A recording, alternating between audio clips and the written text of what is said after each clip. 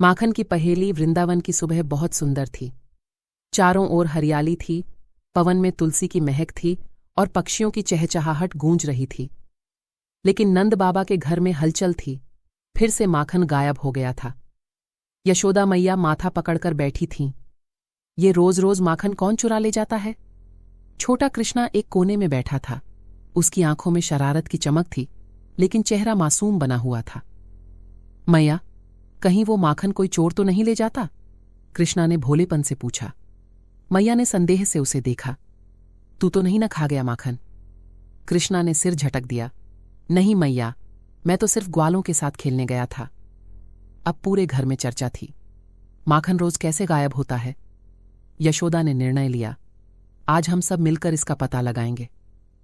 माखन की पहेली सुलझाने की योजना।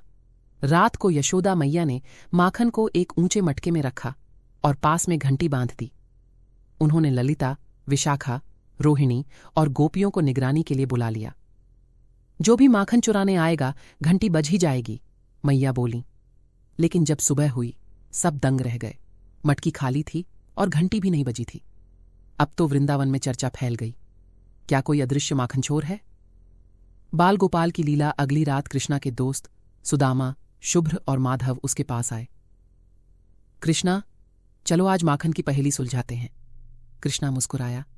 चलो, लेकिन याद रखना, ये पहेली बड़ी मजेदार है।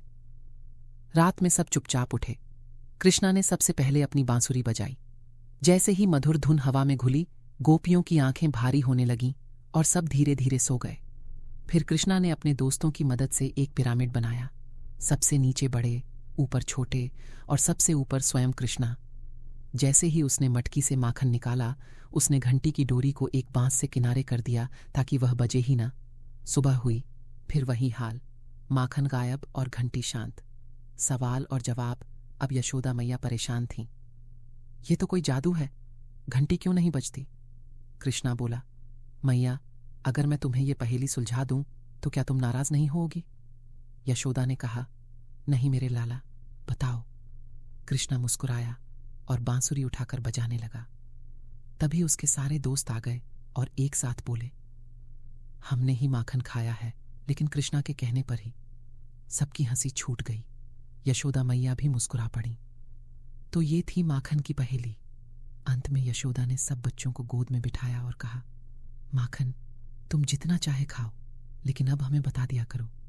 कृष्णा बोला, ठीक है मैया, लेकिन पहेली तो मजेदार थी ना?